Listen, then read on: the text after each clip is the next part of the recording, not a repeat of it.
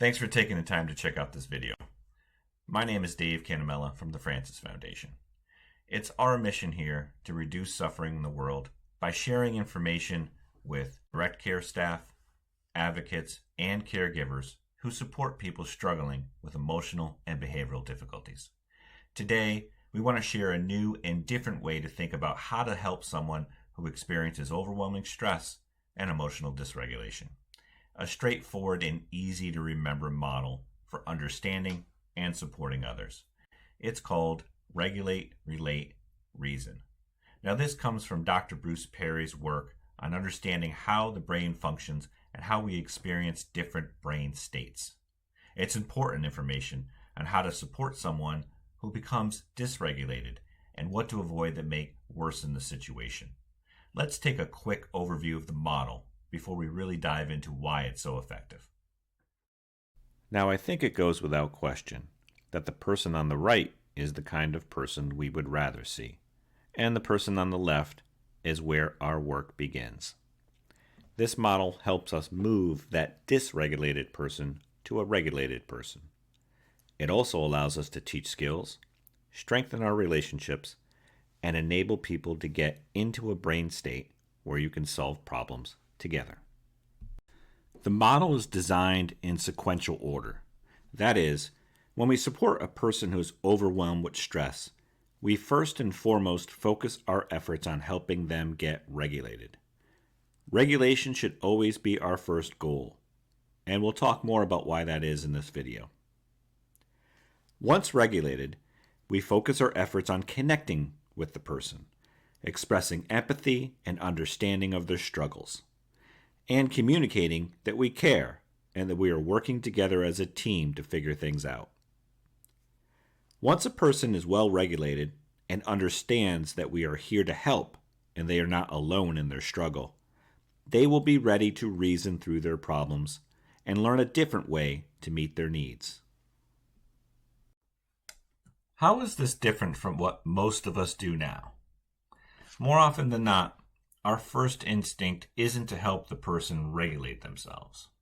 Often, we start by trying to talk to a dysregulated person in hopes that it will alleviate their distress. And sometimes, in those heated moments, we rush to point out the person's actions or behaviors and the pending consequences if they continue.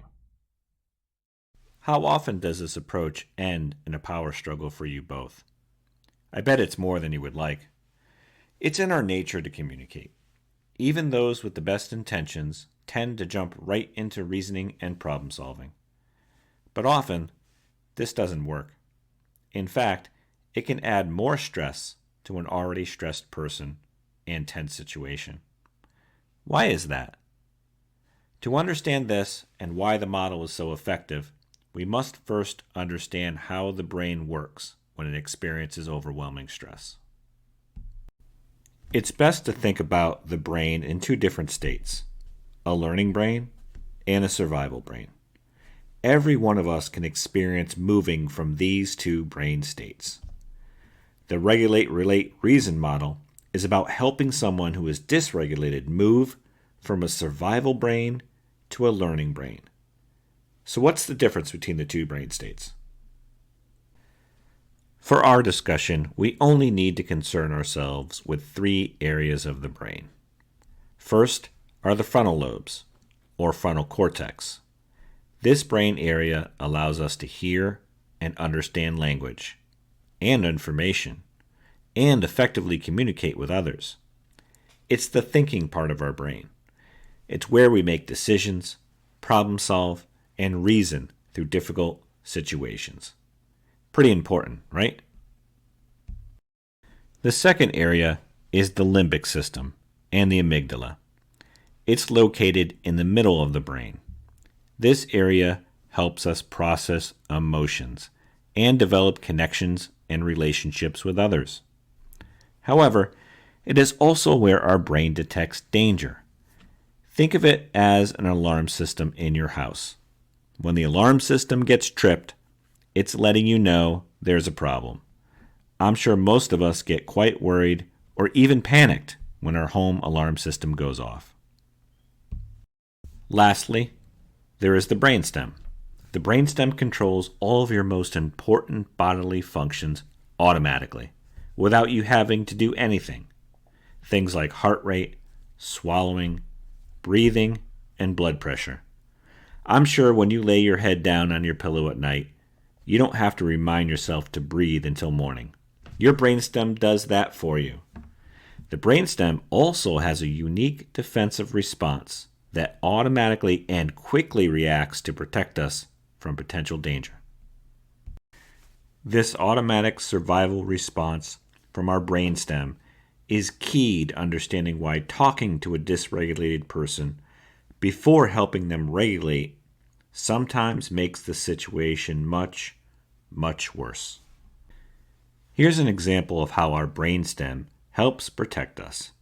Imagine you are hiking in the woods and you bend down to pick up what you think is an interesting looking stick.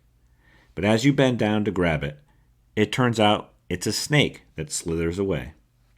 Your brainstem would react quickly, without you thinking about it.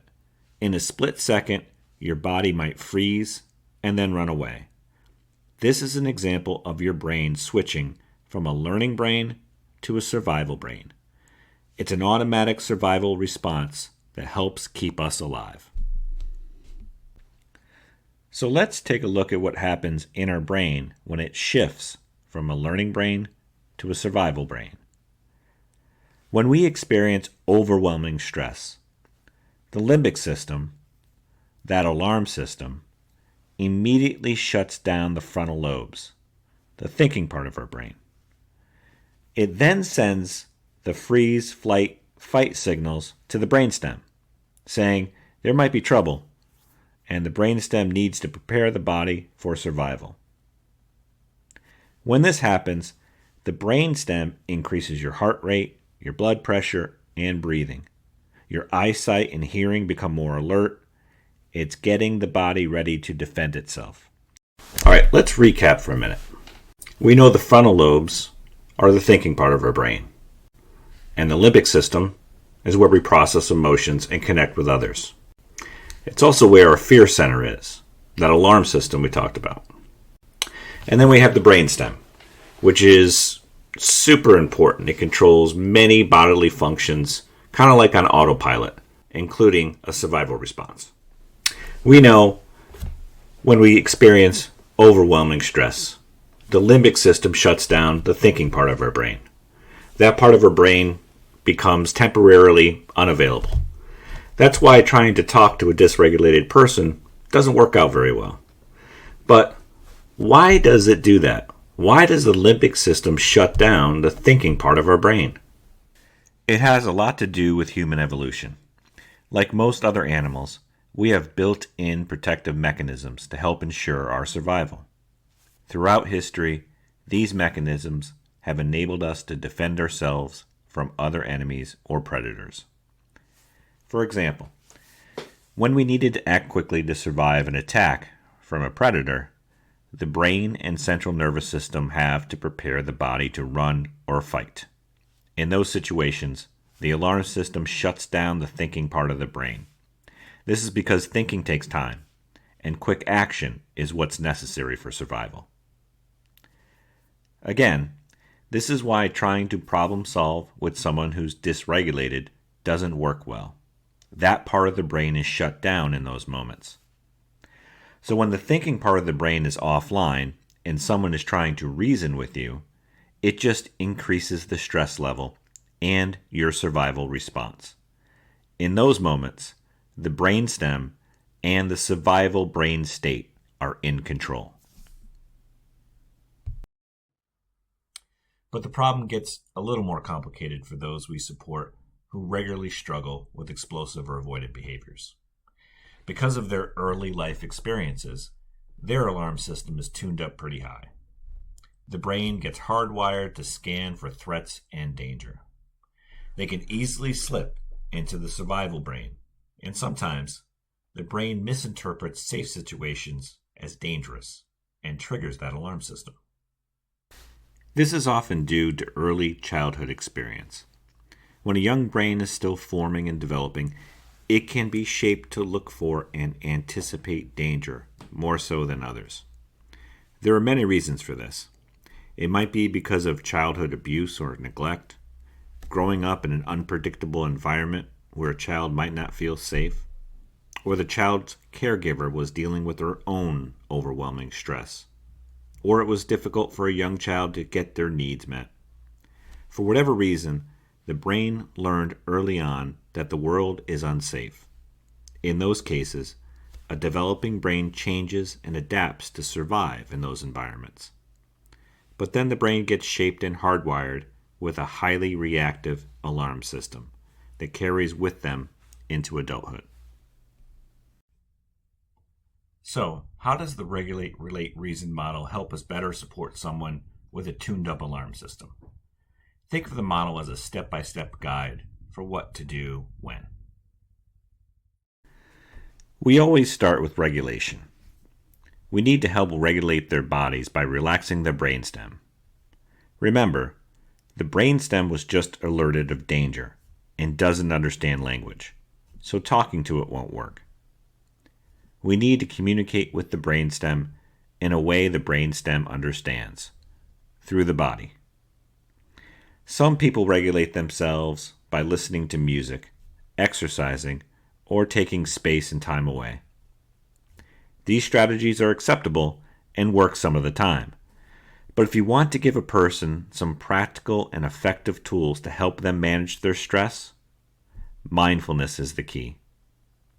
Mindfulness activities like breathing, meditation, and tapping are very effective techniques for helping regulate the brainstem.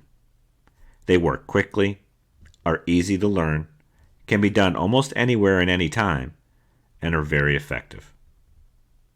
However, these body-based techniques are skills that need to be practiced. It's best to develop a practice with the person you support. If you take the time to practice mindfulness activities when the person is not in distress, it's easier for their body to remember when they do find themselves overwhelmed. You also want to practice these techniques together, especially for a person with a tuned-up alarm system. People learn how to regulate themselves by regulating with others at a young age. It's referred to as co-regulation. For whatever reason, those with a tuned-up alarm system missed out on that. So, it's important we help their bodies learn how to regulate. Also, an important thing to remember is that if you're helping someone get regulated, you must be regulated yourself. A dysregulated person cannot help regulate another dysregulated person. That never works out well. Once the person is well regulated, the next step is relating. Now, we are back working with the limbic system of the brain. Again, this is an area that helps us process emotions, make connections, and strengthen relationships. We work on building a connection by expressing empathy and compassion for their struggle. Everyone needs to feel heard and understood, and we do this by validating their feelings and communicating that they don't need to tackle the problem alone. It is also important to communicate signals of safety. Remember, the brainstem was just reacting to potential danger and threat. When people feel safe, they are more likely to engage with you and be willing to talk. One of the first ways we communicate safety is through our body language. Surprisingly, most of the information we communicate to others happens through our body, specifically our facial expressions, body posture, and tone of voice. People with a tuned-up alarm system are still scanning for threats and danger. We must make sure our facial expressions look more like this, not like this. Our tone of voice should be more like this. Oh, hi. Good morning. Good morning. What's up? Hey, how are you? And not like this. Oh, come on! Our body posture should be more like this, and not like this. We also want to allow the person to express themselves and their point of view. Part of recovery is giving the person space and time to vent without criticism, judgment, or interruption. We must resist jumping to reasoning and problem solving too soon. In this step, we need to talk less and listen more. If we do need to say something to help them open up and express themselves, you can say something like, "I can see that you are disappointed. This must be really bothering you. Let's see if we can figure this out together." A brief statement that helps them identify the emotion they are experiencing, whatever emotion it might be, acknowledge and validate their feelings, and communicate that we care and we're there to help. It's important to remember that relating to someone having a difficult time doesn't mean you agree with everything being said. Sometimes people perceive events incorrectly, and sometimes information is missing from the story. This happens quite often. We are still helping them recover, and listening is our goal. We must be careful not to jump to problem solving too soon, or try to correct what the person is saying. It might derail our progress. Relating is all about feelings of safety, listening, and connecting. The last step is reasoning. Once a person is well regulated and feels heard and understood, the frontal lobes will be accessible again, and the learning brain will be able to access critical thinking skills. This is when you put on your teaching hat and help the person generate solutions to problems or issues. One strategy is to help the person create a timeline of events that led to them feeling overwhelmed. You can ask something like, "What was going on right before you felt that way?" Sometimes it requires going back earlier in the day or even the day before. There may be things that happened that are bothering the person that they are hanging on to. Even using paper and pen to create a timeline chart might work well.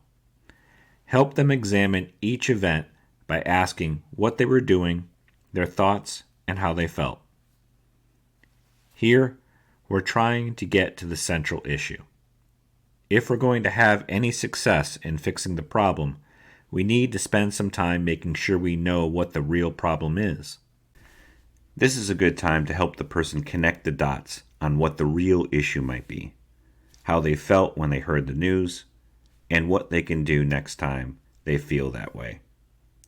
Maybe it's to practice a regulation activity to feel better and reach out to someone for support. Of course, this is just a hypothetical example. Every problem or issue is unique. In some cases, when it comes to the impact of early trauma for a person you support, the source of distress could be almost anything. A smell, a sound, a glance, or an intrusive memory that might be overwhelming. But for now, let's stick with the example we started with. This would be the time to gently express your perspective on those events and offer reasonable alternative explanations if necessary. For example, the person might hold assumptions about things or other people instead of working from first-hand information. People's thoughts drive their feeling states, and sometimes people draw negative conclusions and assumptions. Helping the person unravel what happened and what they perceived happened will go a long way. Once there's agreement on the central issue, you can help them figure out solutions. Sometimes what you think or what the person thinks is the issue isn't always so apparent. It's often something else. Helping a person learn how to solve problems generally requires working with them to brainstorm solutions or things that need to be fixed from the event. Our role isn't to tell them what to do, but to guide their thinking towards the solutions that might yield the most success. Sometimes that also involves solutions to repair relationships impacted by an event, or possibly cleaning up any physical damage. The goal here is teaching, not punishing or making the person feel bad about themselves. If needed, help them be successful by working together to fix things. The person will learn new skills, and it will strengthen your relationship with them. It's also worth mentioning that some people can become dysregulated again when trying to work through this. If that happens, just start back at regulation and keep following the steps. That's the regulate, relate, reason model. Here are some important takeaways. Our first goal in supporting a dysregulated person is to help them get regulated. We also need to ensure we are regulated before trying to help them. People with a tuned-up alarm system can easily slip into survival brain. This is about their past experience early in life, being played out in the present moment. Try not to take those things personally. Even though it may feel like a personal attack, chances are it's not about you. It's about their past. People who feel heard and understood will be more open to discussing their problems. We must ensure we communicate signals of safety with our body language and tone of voice. We also need to make sure we don't jump to reasoning too soon. It's important for all of us to feel heard and understood before we are open to hearing others' insights or opinions. When reasoning with someone, ensure you're talking to their learning brain, not the survival brain. We all can move between these two different brain states. Knowing which one you are talking to will make all the difference. We hope you liked the video and that it helped you understand what happens in our brain when we experience overwhelming stress and the importance of using the regulate, relate, and reason model. Thank you for all you do in supporting others who struggle with emotional and behavioral difficulties.